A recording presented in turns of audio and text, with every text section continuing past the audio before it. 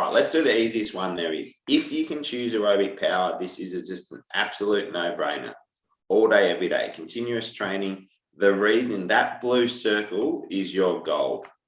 So that's how we want you to answer these questions. You need to, answer any questions VCAR give, or you need to be able to prescribe these training methods. By prescribe, it means you need to be or put yourself in the personal trainer's or coach's shoes, and you need to be able to tell your athlete how many times a week, how hard they need to go, for how long, and then what they need to do. FITT, frequency, intensity, time, and type, is your goal here. Continuous training, should you get a choice, choose it. That bit in brackets, some local muscular endurance, that's a stretch. We just put it in there because it sometimes comes up. Continuous training is 100% an aerobic training method. It has to be 20 minutes, has to be in that training zone. Remember, if you are telling an athlete, so if you are prescribing a session, and I had a kid yesterday tell me this great session that says between 70 and 85% max heart rate. If you are giving me an individual training method, choose one. Tell me how hard I need to run, because 70 to 85% max heart rate, that's a pretty big range. We're looking at a 30 to 40 beats per minute range there. So you tell me, all right, I want you, stockers, I want you to run for 20 minutes at 70% of your max heart rate, 3 times a week. And then once we get to overload or progression, in 2 or 3 weeks' time, you'll run for 20 minutes, 75% max heart rate.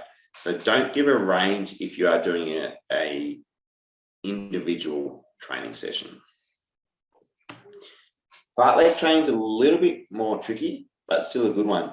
VCAR have been really handy this year. They have given us a little bit more information on what a fartlek training session involves.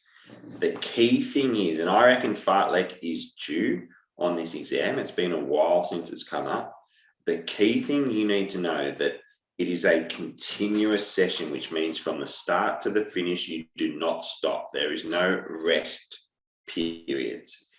You need to have periods of that lower intensity, but the low intensity would be in the aerobic training zone, so 70% max heart rate, and your fast runs at 85% max heart rate at the max.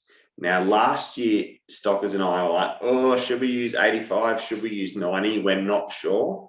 We chose 85 because we know that Fartlek is 100% an aerobic training method. Aerobic,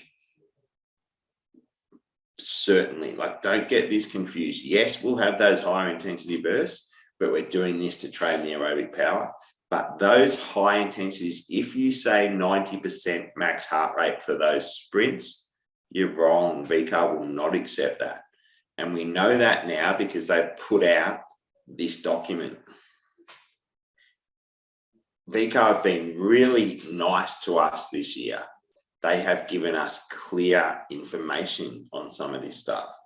And right here it says that, and get the pen up, there's no defined work periods, but bursts of speed are completed in intensity at the top of the aerobic training zone. I would have my low intensity or offs at 70 if I was prescribing this session, and my sprints at 85.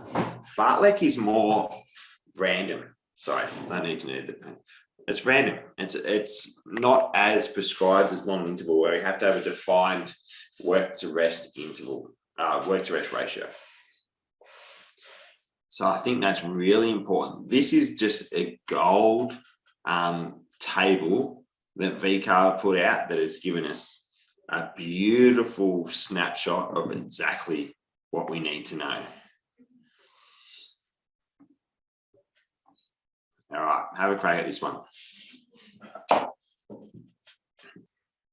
Okay, beautiful. They're coming through and everyone seems pretty happy with that. So the right answer is B. Well done, guys.